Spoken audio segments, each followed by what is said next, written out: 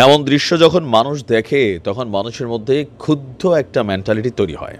তবে প্রত্যেকটা দল বা যারা এই কলেজের শিক্ষার্থীরা আছেন তাদের দাবিগুলো তাদের কাছে যৌক্তিক হলেও আজকে যে দৃশ্য সারা বাংলাদেশ দেখেছে, এমন দৃশ্য আসলে সরকার কিভাবে কন্ট্রোল করবে? সমন্বয়কদের মধ্যে যারা উপদেষ্টা পরিষদে আছেন অথবা যারা বড় পর্যায়ে আছেন তাদেরকেও কিন্তু এখানে নানানভাবে বক্তব্যের আওতায় আনা হয়েছে যে তোমরা কি দেখছো না? এখন সমন্বয়করা আসলে কার পক্ষ নিবে? সব যখন ছাত্র, বৈষম্য বিরোধী ছাত্র আন্দোলনের তো তারা সমন্বয়ক।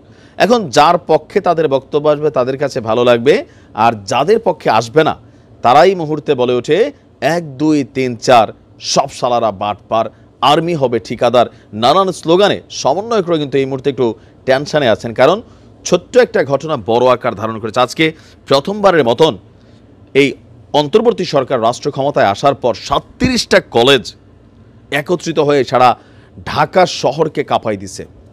এখন ঘটনার প্রেক্ষাপটটা আসলে কোনখান থেকে শুরু হলো? শিক্ষার্থীরা বলছে পুরান ঢাকার ন্যাশনাল মেডিকেল কলেজ হাসপাতালে ডিএমআরসি কলেজের এক শিক্ষার্থীর মৃত্যুকে কেন্দ্র করে এই হাসপাতালের সামনে বুধবার থেকে বিক্ষোভ করছিল ডিএমআরসির কলেজের শিক্ষার্থীরা। কিন্তু কবি নজরুল এবং সোহরাওয়ার্দী কলেজের শিক্ষার্থীদের একটি অংশ বিক্ষোভরতদের উপর হামলা করে। এমনকি এই অংশটার নাম ছাত্রদল হিসাবে কিন্তু স্টুডেন্টদের মুখ থেকে আসছে।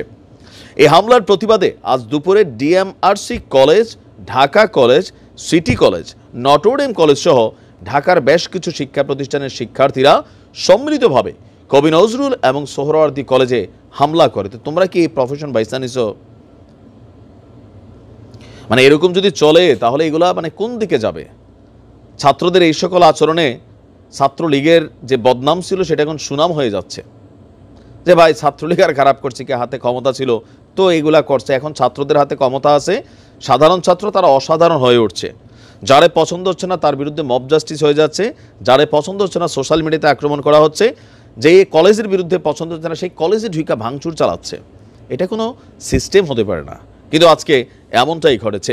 আর এই ঘটনার পরে যেই 2 কলেজে হামলা চালাইছে তারা তো আর বৈশা বৈশা আঙ্গুল চষে নাই, তারা পাল্টা হামলা চালাইছে। আর এতে উভয় পক্ষে শিক্ষার্থীদের ধাওয়া পাল্টা ধাওয়ায় বাংলাদেশের মানুষ আজকে থমকে গিয়েছে। এমনকি টানা সন্ধ্যা পর্যন্ত এই ঘটনাগুলো চলেছে। ইভেন সেখানে পুলিশ সেনাবাহিনীও বিক্ষোভের মুখে পড়েছে, কারণ তারাও ফুললি ফাংশন বা লাঠিচার্জ, টিয়ারশেল এগুলা কিন্তু তারা চালাতে পারে নাই। বিক্ষোভকারী শিক্ষার্থীরা বলছেন আজ সকালে ডিএমআরসি এবং আশেপাশের কলেজগুলোতে ন্যাশনাল মেডিকেল কলেজগুলো মিলে তারা ন্যাশনাল মেডিকেলের সামনে বিক্ষোভ করতে গেলে কবি নজরুলের শিক্ষার্থীরা হামলা চালায়।